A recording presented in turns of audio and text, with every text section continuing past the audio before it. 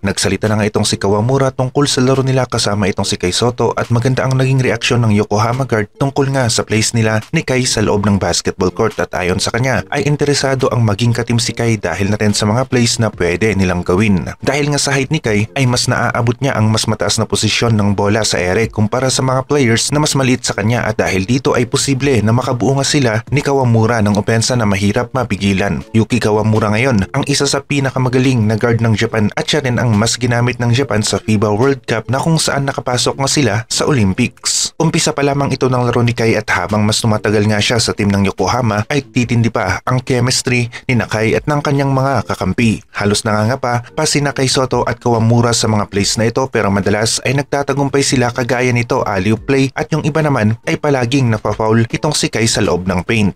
Back-to-back games ang mapapanood natin kapag nagharap ang Yokohama B Corsairs laban sa Toyama Grouses. Sayang nga lang at injured itong si AG Edo ng Toyama Grouses at may katagalan nga rin na hindi ito makakapaglaro dahil na rin sa kakailanganin niya ng mahabang oras para sa kanyang recovery kaya out na muna ito sa team ng Toyama. Aminado naman ang coach ng Yokohama na nag-a-adjust pa nga itong si Kai Sotto sa team ng Yokohama sa kanilang first 2 games. Ibig sabihin nagaganda pa ang laro ni Kai habang mas lalong tumatagal pa siya sa team ng Yokohama. Makakalaban ngayon ni Kai Sotto ang dating import ng Talk and Text na si Quincy Miller at bagong lipat nga lang ito sa team ng Toyama Grouses. Lamang ng konti ang team ni Kai Sotto na Yokohama kung ang record ng win at losses ang basihan. Maraming nga ring natutunan itong si Quincy Miller sa team ng Talk and Text at sigurado na gagamitin niya ito laban sa team ng Yokohama. Ang tanong nga lang ay kung mananalo ba ang Toyama o dagdag learning experience na naman ito para kay Quincy Miller dahil talunan sila sa East Asia Super League noong nasa team pa siya ng TNT. Nakita rin natin na may nabanggit sa interview itong si Yuki Kawamura na hindi nga ganon karaming mga players ang kagaya ni Kai Sotto yung nakakakuha ng mga masyadong matataas na pasa sa ere para sa alley-oop play. Kaya naman nadadagdagan nga rin ang option ni Kawamura o ng Yokohama sa kanilang opensa dahil kapag hindi nag-commit ang depensa dito kay Kai Sotto ay siya naman ang gagawa para sa kanilang team. Magandang decoy rin itong si Kai dahil sa pressure na dala niya sa loob ng paint sa opensa dahil palaging threat itong si Kai Sotto lalong lalo na sa mga alley-oop play at dahil dito ay nagkakaroon rin ng espasyo ang mga ibang players ng Yokohama para atakihin nila ang loob ng paint lalong lalo na nga kung sinusundan palagi si Kai ng sentro ng kanilang kalaban. Maganda nga rin ang naging play ni Kai Sotto sa play na ito at ikinamangha naman ng mga fans na nasa venue ang play na ito ng Yokohama. Ito ang unang astig play ni Kai sa team ng Yokohama B Corsairs at kung ganito ba naman ang galawan ng mga players ng Yokohama ay hindi nga malayo na umabot sila sa playoffs. Mahaba-haba pa ang season ng Japan B1 B League kaya naman marami pang laro ang natitira para dito kay Kai Sotto at sa team ng B Corsairs.